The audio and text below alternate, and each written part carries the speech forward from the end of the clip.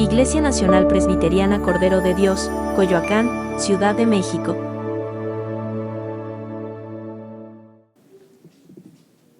Dios los bendiga, hermanos. Vamos a abrir nuestras Biblias en Eclesiastés, el libro de Eclesiastés, capítulo 7, versículo 1 al 14.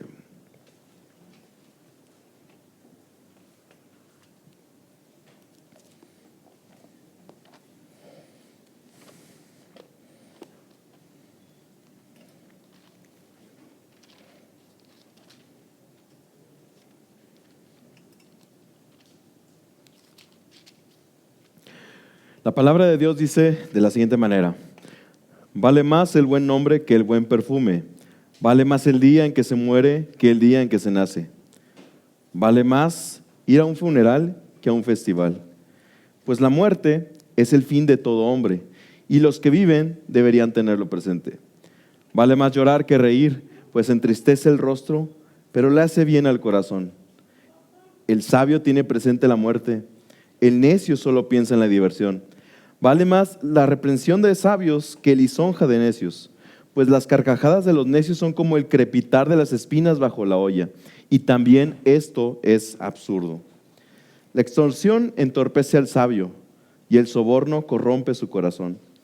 Vale más el fin de algo que su principio, vale más la paciencia que la arrogancia. No te dejes llevar por el enojo, que solo abriga el corazón del necio. Nunca preguntes por qué todo tiempo pasado fue mejor. No es de sabios hacer tales preguntas. Buena es la sabiduría sumada a la heredad y provechosa para los que viven. Puedes ponerte a la sombra de la sabiduría o a la sombra del dinero, pero la sabiduría tiene la ventaja de dar vida a quien la posee. Contempla las obras de Dios. ¿Quién puede enderezar lo que Él ha torcido? Cuando te vengan buenos tiempos, disfrútalos, pero cuando te lleguen los malos, piensa que unos y otros son obra de Dios y que el hombre nunca sabe con qué habrá de encontrarse después. Esta es palabra de Dios. Vamos a orar. Señor, en esta mañana estamos delante de tu trono, Señor, delante de tu presencia, delante de tu palabra, Señor, para ser edificados, Señor, en tu sabiduría, en tu gracia y en tu amor, Padre. Permítenos que nos guíes, Señor, siempre a tu Hijo Jesucristo, a las verdades del Evangelio, Señor, que aquí tú has escrito, Padre, en tu palabra. Bendícenos, Señor, y sana nuestra relación siempre contigo y con nuestros hermanos, Señor, para que podamos glorificarte en todo lo que hacemos, Señor, ya sea en el dolor y en la alegría, Señor. Toda la gloria para ti en el nombre de Cristo Jesús. Amén. A los 17 años, una joven llamada Joni Eareckson Tada tuvo un accidente que cambiaría su vida para siempre. Un día de verano, mientras estaba disfrutando cerca de un lago con sus amigos, decidió darse un chapuzón al lago. Pero el lago era muy poco profundo y eso le causó una fractura cervical. Y esto lo dejó tetrapléjica. Entonces, de repente, todo aquello que un adolescente aspira parecía que estaba desapareciendo, ya desapareció. Ya no podía caminar, ya no podía hacer muchas cosas de las que pues todos damos por sentado. Su futuro, sus planes, sus sueños quedaron completamente arruinados en un instante. Y esto lo llevó a una profunda depresión. Y quizás lo más difícil no fue solamente perder el movimiento de su cuerpo. Probablemente se hizo la difícil pregunta que alguna vez nosotros quizá nos hemos hecho. Dios, si tú eres bueno, ¿por qué permites esto? ¿Por qué permites esto en mi vida? Y durante un tiempo, Joni pudo haber luchado con esta pregunta. Ella quería que Dios cambiara sus circunstancias. Quería recuperar aquello que había perdido. Y eso es una reacción profundamente humana, porque pensamos que una vida bendecida por Dios es una vida donde Dios elimina y quita todo dolor, toda incertidumbre. Pero con el tiempo ella descubrió algo mucho más profundo. Dios no estaba solamente interesado en cambiar sus circunstancias. Dios estaba obrando a través de ellas para transformar su corazón. Ella llegó a entender que su sufrimiento no estaba fuera del control de Dios, que incluso aquello que parecía una tragedia sin sentido estaba siendo usado por un Dios sabio y bueno para formar en ella una fe más profunda. Y el mensaje de Eclesiastés, capítulo 7, nos dice lo siguiente, que hay una sabiduría que nace en lo inesperado, que nace en el dolor, en la tristeza, en lo que parece que en lo que no queremos. Como dice el predicador, mejor es ir a la casa de luto que a la casa del banquete. Y parece esto una frase extraña. ¿Cómo puede ser mejor la tristeza en un funeral que la alegría en una fiesta? ¿Cómo puede ser mejor esto que lo demás? Pero la sabiduría de Dios nos enseña una verdad que nuestra cultura constantemente rechaza. Y eso es que las cosas inesperadas no siempre son una señal de que Dios está ausente, sino que muchas veces Dios está formando algo más profundo, más duradero, más eterno en nosotros. Y entonces la pregunta a la que vamos a hacernos en este pasaje es la siguiente: ¿qué hace la sabiduría de Dios en nosotros? ¿Qué hace la sabiduría de Dios en lo inesperado? Y tenemos 3 puntos. Primero, la sabiduría de Dios nos enseña en la tristeza. Número 2, nos transforma el corazón. Y número 3, sostiene en la adversidad. En el punto número 1 vemos los versículos del 1 al 4, donde dice el predicador: es mejor ir a un funeral que a una casa de fiestas, que a un lugar donde se festeja. Y en este capítulo Salomón nos muestra varios proverbios que parecen inusuales, son muy extraños, que no tienen sentido. Se presenta la muerte en un funeral como lo mejor en comparación con el nacimiento y las fiestas. ¿Pero por qué?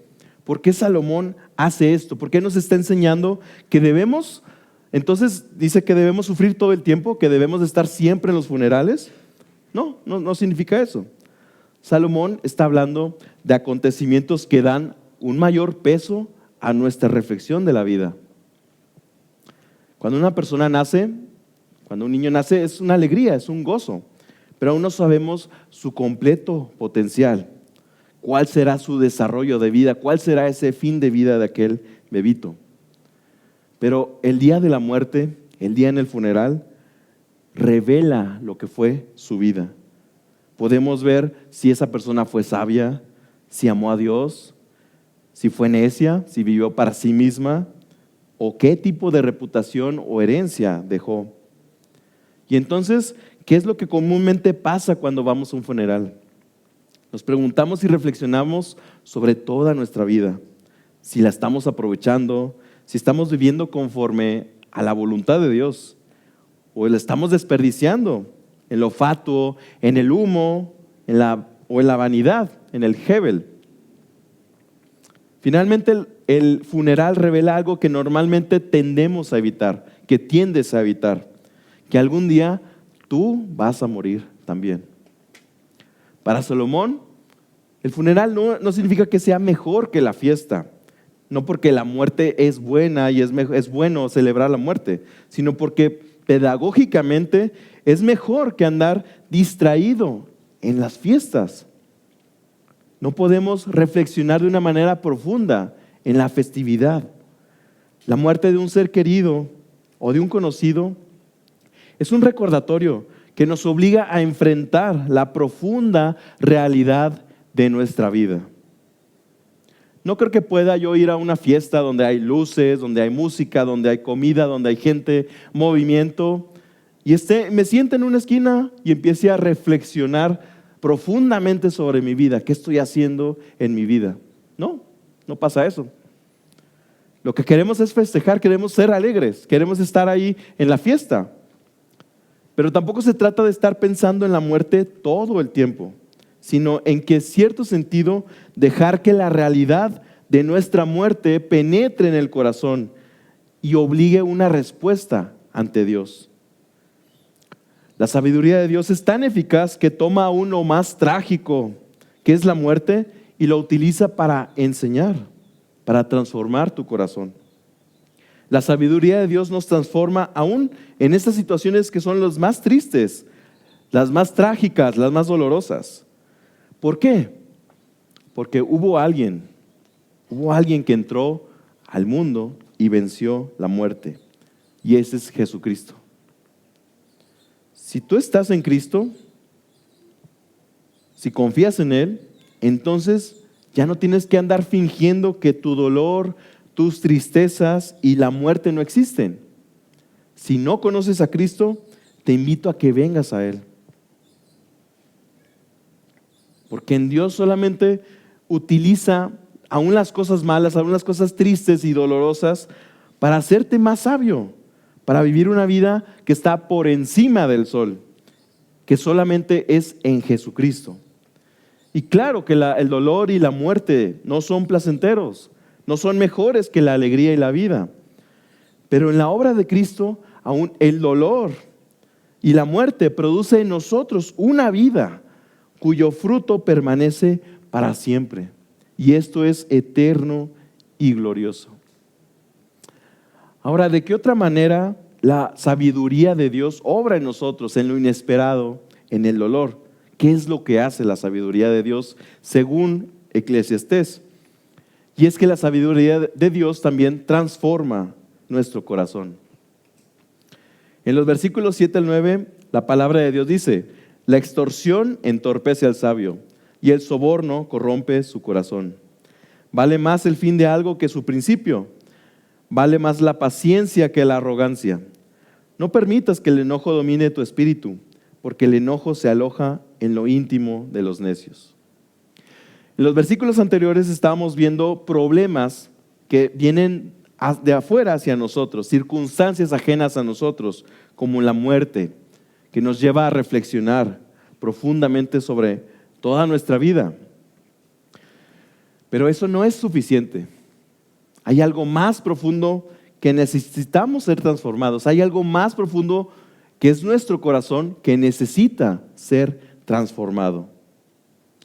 Por ejemplo, podemos ir a un funeral y reflexionamos un poco sobre nuestra vida, sobre la vida de los demás. Pero luego pasan los días, pasan los meses, los años, y parece que volvemos a ser como éramos antes, sin haber reflexionado sobre lo que importa realmente en la vida y en la muerte. Y decimos, bueno, ahora sí voy a ir a la iglesia, ahora sí voy a compartir de la palabra de Dios, ahora sí voy a cambiar. Pero la realidad es que hay un problema más profundo en que las circunstancias que nos rodean no pueden cambiar, y es la corrupción de nuestro corazón. Y debido a esta corrupción, buscamos nuestro propio beneficio, buscamos adorarnos a nosotros mismos, buscamos servirnos en vez de servir a Dios, servir al Señor, servir a nuestro Creador. Por eso Salomón hace un contraste entre el corazón sabio y el corazón necio. El corazón necio, el corazón egoísta, es el que busca mecanismos como la extorsión, el soborno, para forzar las cosas al resultado que uno quiere, que yo busco. El corazón necio no espera, no acepta el proceso, no se somete a lo que está sucediendo, a lo que Dios está haciendo en la vida de esa persona. Simplemente quiere conseguir el resultado ahora mismo.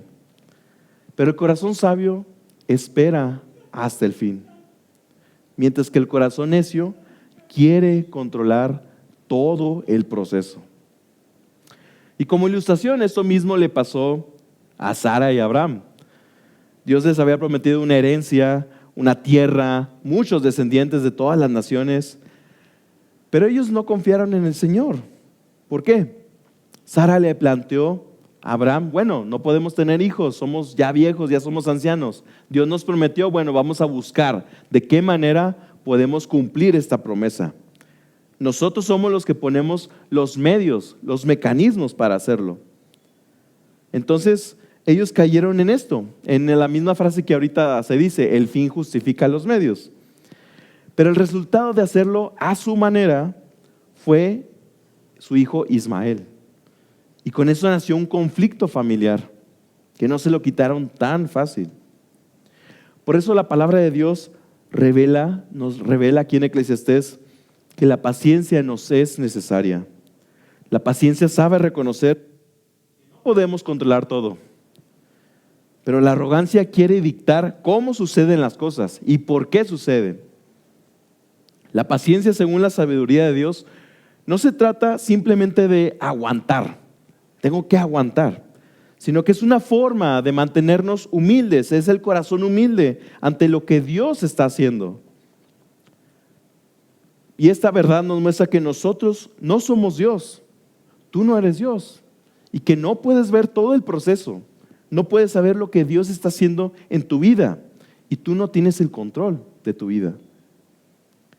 En contraste, cuando las cosas no suceden como deberían de ser, si nuestro corazón es necio y queremos vivir según nuestro parecer, entonces es donde emerge el enojo. Pero no solamente el enojo como algo fugaz, algo que se enciende en el momento, sino que dice Salomón que es una actitud que se aloja en el corazón, que le damos cabida. Salomón dice que no le demos ese alojamiento, no lo hagamos hogar, no le demos anidamiento, que no le demos ese lugar nunca al enojo. Bien también lo leímos cuando leímos Efesios, dice Pablo, no den lugar al enojo, no den lugar al diablo. El problema no es solamente que las circunstancias o las personas te hagan enojar, es que el corazón, nuestro corazón, quiere que las circunstancias sean diferentes. Dicen, o digo yo, quiero que las cosas hagan como yo quiero que las personas hagan lo que yo quiero, y si no sucede me voy a enojar, porque me hicieron enojar, y lo haré hasta yo conseguir lo que yo quiero. Y entonces, al hacer esto, el enojo se queda en el corazón, y entonces lo va deformando, lo va destruyendo poco a poco. Y entonces empezamos a juzgar el presente desde nuestro punto de vista, desde lo que nos parece bien para nuestra vida. Y el versículo 10 nos dice lo siguiente: nunca preguntes por qué todo tiempo pasado fue mejor. No es de sabios hacer tales preguntas. Eclesiastés nos enseña que en la vida bajo el sol siempre habrá cosas buenas y cosas malas, que no necesariamente el tiempo pasado era mejor y ahora es peor cada vez. Pero también nos enseña que no nos toca a nosotros juzgar los tiempos y la obra de Dios. Tú no puedes juzgar los tiempos así como Dios los juzga. El corazón que es necio, que es enojado, se engaña, pensando que sabe cuándo las cosas eran mejores. Y el problema no es que reconozcas si hay cosas buenas o malas en el pasado o en el presente, sino que conviertas que la percepción de tu vida es un juicio absoluto, que tú tienes ese juicio absoluto sobre todos los tiempos, sobre cómo Dios hace las cosas. Y entonces pones a Dios como si fueras tú a juzgarlo. Pero la sabiduría que viene de lo alto, que viene arriba del sol, transforma nuestro corazón, de tal manera que podamos decir, esto no era lo que yo esperaba, pero Dios está usando esto para transformarme y hacerme más sabio. No necesito que mi circunstancia sea como yo esperaba para que Dios esté obrando sabiamente. Y también, así como Abraham y Sara, queremos darle una ayudita a Dios para acelerar el proceso.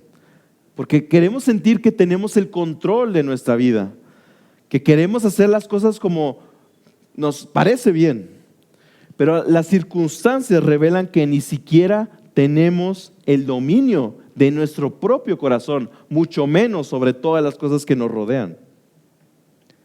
La avaricia, también dice Salomón, que es otro problema que nace de nuestro corazón, porque queremos poseer, por ejemplo, dinero para tener seguridad en él.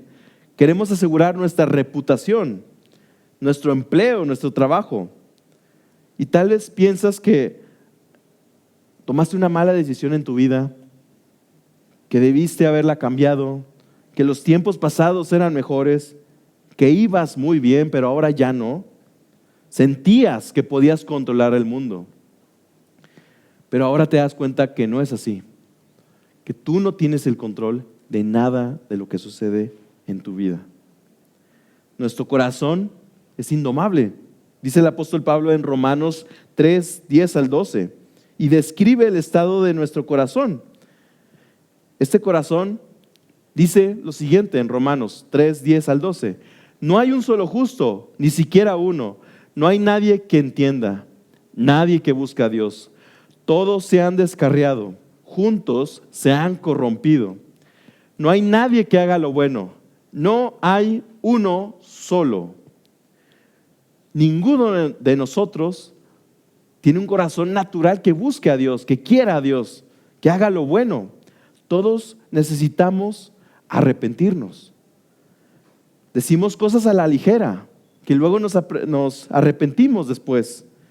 O inventamos o esparcimos chismes de familiares, de amigos, de hermanos, incluso llegando a dividir familias, iglesias enteras, comunidades, y dejar incluso sin trabajo a otros, dañar su reputación.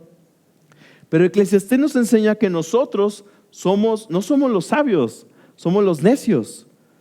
No podemos hacer un juicio correcto desde nuestra perspectiva, que está limitada, nuestra perspectiva corrompida en el pecado. Tú no puedes controlar tu presente, no puedes controlar tu futuro. Tampoco puedes cambiar tu corazón por tus propios medios. Necesitas a alguien mayor que tu corazón, alguien mayor que todo lo que está debajo del sol. Y es la sabiduría de Dios, la única que transforma nuestro corazón y nos enseña a confiar en nuestro Padre, aun cuando no entendemos lo que está pasando.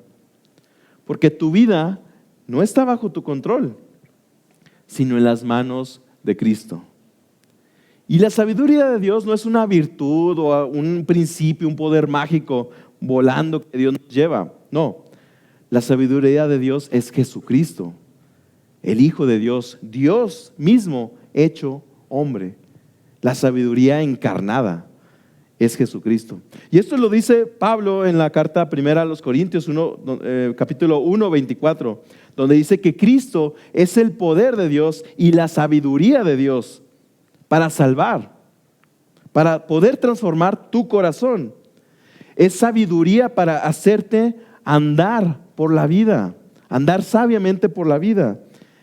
Y es el único en quien podrás encontrar el descanso verdadero, donde podrás esperar la misericordia del Padre. Jesús es quien tiene el dominio del curso de la creación, de todos los acontecimientos de la historia. Y aquí hay una buena noticia: nada te podrá apartar del amor de Cristo, como dice en Romanos 8, 38 al 39. Ni la vida, ni la muerte, ni la vida, ni los ángeles, ni los demonios, ni lo presente, ni lo porvenir, ni los poderes, ni lo alto, ni lo profundo, ni cosa alguna en toda la creación podrá apartarnos del amor que Dios nos ha manifestado en Cristo Jesús, nuestro Señor. La sabiduría de Dios nos transforma, pero también nos sostiene en todo esto, en todo el dolor, en todo lo que no nos puede separar del amor de Dios. Pero también, en tercer lugar, la sabiduría de Dios nos sostiene en la adversidad. Dice Eclesiastés: buena es la sabiduría sumada a la heredad y provechosa para los que ven la luz del sol. Puedes ponerte a la sombra de la sabiduría o a la sombra del dinero, pero la sabiduría tiene la ventaja de dar vida a quien la posee. En estos versículos, la palabra de Dios habla de algo que siempre estamos en búsqueda de toda la vida, en toda la vida, y es la seguridad, nuestra seguridad. Cuando somos niños buscamos la seguridad de nuestros padres, luego vamos creciendo y buscamos la seguridad de nuestra familia, de nuestros amigos. Cuando somos adolescentes tenemos muchas inseguridades y buscamos resolverlas de las maneras que se nos hagan para nosotros lógicas, según nuestro parecer. Pero al ser adultos, pensamos que podemos asegurarnos mediante, no sé, un empleo, una identidad, una profesión, una familia. Y todo eso parece ser que lo que realmente nos da seguridad, lo que realmente te da seguridad en tu vida. En la Biblia, la seguridad es ilustrada como ponerte a vivir debajo de la sombra de algo. En este caso, la sombra de un árbol.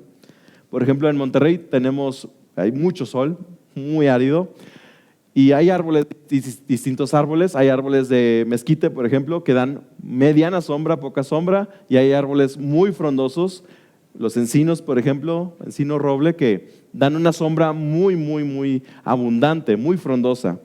Y uno puede estar ahí, y aunque haga mucho calor, nos cubre bastante, nos protege. Debajo del mezquite también protege algo, pero no tanto como el otro árbol. Hay diferentes sombras. Y Salomón dice, tú te puedes poner bajo la sombra del dinero, bajo la sombra de esto que para ti es seguridad. Pero hay otra sombra que da aún mayor seguridad, que cuida tu vida. Y nos da este contraste. La seguridad que otorgan las cosas de este mundo contra la seguridad que otorga la sabiduría de Dios. La sabiduría, la salvación de Dios en Cristo Jesús. Y es cierto, el dinero nos puede proteger externamente, nos puede proteger algo, nos puede dar mayor comodidad, puede incluso ayudar a alguien que se encuentra en cierta enfermedad, en hospital, etc. Pero aquí Salomón quiere que veamos que la sabiduría protege algo mucho más importante que esto, y es tu vida misma, tu corazón ante Dios. La confianza en el dinero, en el trabajo, en tu identidad, puede hacerte sentir que tú controlas las circunstancias de tu vida. Mientras que la sabiduría de Dios te enseña a vivir bajo cualquier circunstancia, porque finalmente reconoces que tú no la controlas. Podemos imaginarnos que tenemos mucho dinero, tienes una casa hermosa, seguro médico, inversiones, un buen trabajo, ahorros, familia, y piensas, bueno, ya estoy seguro, no me va a pasar nada. Pero mañana podrías perder tu trabajo. Puede venirte una enfermedad muy costosa. Puede ocurrirle algo a tus hijos. Puede cambiar la economía del país. Puede venirse una guerra. Puede suceder algo que simplemente no estaba bajo tu control. Y entonces descubres que todo aquello que para ti era seguridad, era una sombra para cubrirte de aquel sol, no era suficientemente grande para cubrir toda tu vida. Pero la sabiduría de Dios no promete que nunca tendrás problemas, pero te da algo mucho más profundo, te da algo mucho más grande, y es que te sostiene con vida en Cristo cuando los problemas llegan. Y eso es precisamente lo que Salomón nos dice, cuando dice que la sabiduría a la heredad, sumada a la heredad, es buena. ¿Por qué? Porque el dinero no es malo en sí mismo, es un recurso. Tener mucho dinero no es malo, es un recurso del Señor. El punto es usarlo con sabiduría. Tengas poco o mucho, es cómo lo voy a usar para los propósitos de Dios, para los propósitos del Evangelio. Y es interesante esto porque Dios nos ha dado recursos a su pueblo. Ha dado terrenos, ha dado dinero por siglos, por milenios, ha dado familias, posesiones, posiciones de influencia, dones y talentos, para que los ejerzas, pero en vista de algo mucho mayor que simplemente tu seguridad bajo el sol. Algo que se extiende más allá del sol, que no se queda en ti, que no se queda en nosotros, sino que da fruto hacia los demás, que se extiende por medio del Evangelio. Y quizá debamos de preguntarnos, ¿cómo puedo dejar un mejor legado del Evangelio a mis hijos, a mis conocidos, con lo que Dios me ha dado, con los recursos y dones que el Señor me ha dado? ¿Cómo puedo usar esos dones para la iglesia y el mundo? ¿Cómo puedo vivir en sabiduría con el dinero que Dios me ha dado para ser administrado? ¿Cómo puedo honrar la promesa del pacto de Dios, que es extender este evangelio a todo el mundo y vivir fielmente en Cristo, para que todos escuchen el Evangelio y sean transformados por toda la implicación. Tanto el dinero como la sabiduría son recursos que son limitados, que se nos da limitadamente, pero que hay que saber aprovechar. Y esto no podemos hacerlo nosotros mismos, necesitamos a Cristo, necesitas a la sabiduría de Dios, a Cristo Jesús, quien te ama, quien te busca. Y dice ahora el versículo 13, contempla las obras de Dios. ¿Quién puede enderezar lo que Él ha torcido? ¿Quién puede enderezar lo que Él ha torcido? Con esto Dios nos invita a descansar en sus obras para poder aprovechar lo que Él nos ha dado. Él no nos llama a buscar minuciosamente qué significa lo que está haciendo precisamente en este momento de tu vida. Él te está llamando a confiar en Él, a descansar en Él, a descansar en Cristo Jesús, en lo que Él ha hecho por ti. Dios nos enseña que todas nuestras circunstancias, nuestros eventos, tristezas, alegrías, la vida y la muerte, son cosas que Él ha ordenado y que Él tiene el control absoluto de aquellas cosas. Dios está gobernando aún en las cosas que tú no puedes enderezar. Tú no puedes controlar los tiempos, no puedes controlar las circunstancias, no puedes controlar a las personas, ni enderezar lo que Dios aparentemente para nosotros ha torcido. La palabra no enseña que necesitas sabiduría de Dios. La palabra de Dios nos enseña que necesitas sabiduría de Dios para vivir en este mundo. Y ahora el versículo 14 llega a un clímax, al clímax de todo esto, que dice lo siguiente: cuando te vengan buenos tiempos, disfrútalos, pero cuando te lleguen los malos, piensa que unos y otros son obra de Dios y que nadie sabe con qué habrá de encontrarse después. Todo lo que ocurre en tu vida es obra de Dios, ya sean buenos tiempos o malos tiempos. El punto aquí es que la sabiduría de Dios nos sostiene al tener dos respuestas ante dos tiempos diferentes. Para los días buenos hay que disfrutarlos, hay que disfrutar lo que Dios nos ha dado. No estar en constante ansiedad por el futuro, porque esta alegría se me va a ir. No, es un regalo de Dios para tu presente. Pero para los días malos, cuando Dios permita en tu vida la adversidad, el dolor, tienes que considerar que Dios controla todo.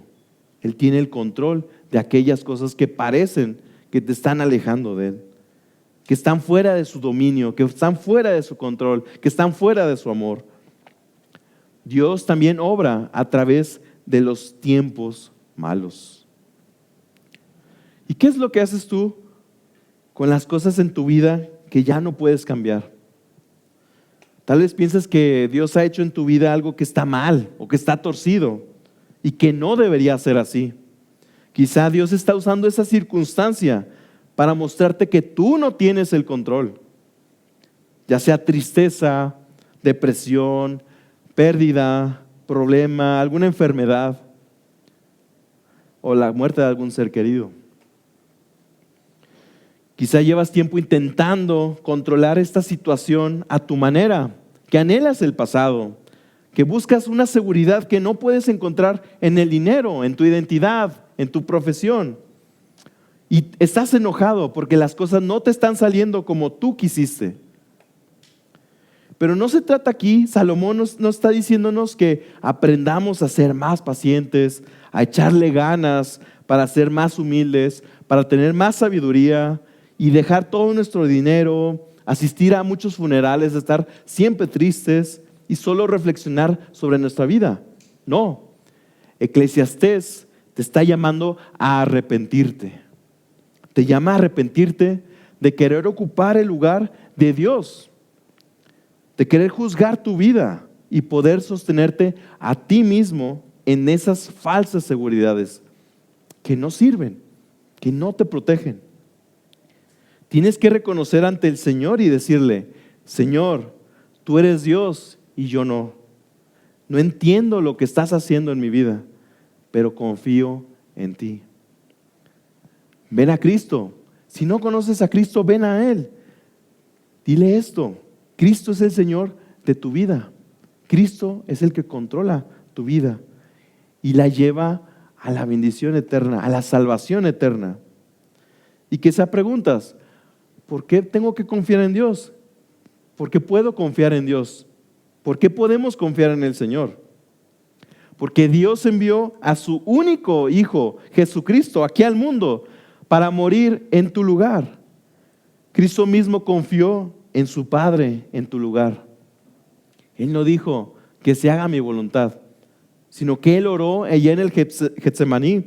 Oró antes de ir a la cruz para morir por tu pecado. Y dijo: no se haga mi voluntad, sino la tuya. Nuestro corazón necio dice que se haga mi voluntad, pero Cristo dijo que se haga, oh Padre, tu voluntad. El corazón necio dice: necesito controlar este proceso, necesito controlar mi vida, necesito buscar seguridad. Pero Cristo entregó todo este proceso de su vida hacia el Padre, en el Padre. Y el Padre ya había determinado su vida. Y esto era que muriera en tu lugar, que viviera la vida que tú no puedes vivir y que muriera la muerte en tu lugar. Y eso es algo increíble, porque el peor acontecimiento, la peor adversidad de toda la historia es la muerte. Fue la muerte de nuestro Señor Jesucristo, el único Hijo de Dios, el Hijo amado. Estaba siendo utilizado, estaba siendo usado por Dios para lograr tu salvación. Y esta es la sabiduría de Dios, hecha carne, obrando y muriendo en lo más inusual. Cuando la gente y los discípulos lo veían colgado de la cruz, decían: qué lástima, todo salió mal, qué pérdida. Pero ellos no estaban entendiendo el principio ni el fin. No estaban entendiendo por qué Dios estaba haciendo esto. Pero allí Dios en la cruz estaba logrando la hazaña más grande de toda la eternidad, de toda la salvación, de toda la humanidad, que es la salvación de los pecadores. Es por eso que hoy puedes confiar en Cristo, puedes venir a Él, puedes entregar tu vida a Él, disfrutar los días buenos sin convertirlos en ídolos y atravesar los malos días sin desesperarte. Ahora en Cristo puedes mirar el futuro con esperanza, más allá arriba del sol, porque Cristo sostiene tu futuro. Puedes confiar en Él porque tiene el control de los tiempos. Y con esto nos lleva a la verdad que en Cristo no necesitas conocer el futuro cuando ya conoces a Dios, que te ama en Cristo y te sostiene para siempre. Arrepiéntete, ven a Cristo, ven a Él para que experimentes la sabiduría de Dios. Arrepiéntete de querer tener todo el control de tu vida, de buscar seguridad en esas cosas que no te van a dar seguridad. Solamente en Cristo tienes la seguridad, solamente en Cristo tienes la verdadera transformación de tu corazón. Solo en Cristo podemos vivir esta vida, ya sea en dolor o en alegría, para siempre con Él en su amor.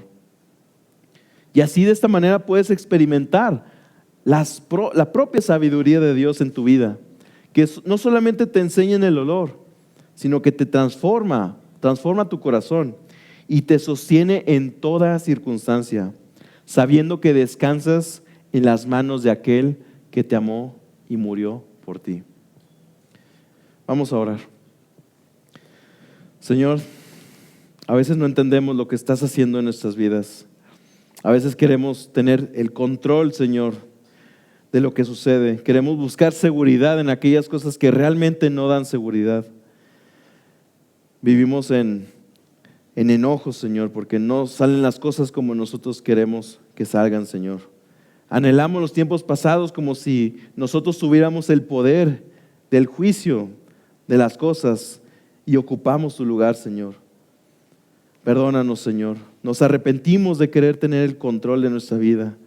Nos arrepentimos de querer no buscarte a ti, Señor, pero Ahora te buscamos, Señor, a ti, Padre, en Jesucristo, el único que es Dios, que murió por nosotros, que para el mundo murió en lo más inusual, pero para nosotros es el poder y la sabiduría de Dios para salvación. Te damos gracias, Señor, por tu Hijo Jesucristo, porque tuviste misericordia de nosotros, Señor, y venimos siempre ante ti, Señor, para vivir una vida que está por encima del sol en Cristo Jesús. En el nombre de Jesús oramos. Amén. Iglesia Nacional Presbiteriana Cordero de Dios, Coyoacán, Ciudad de México.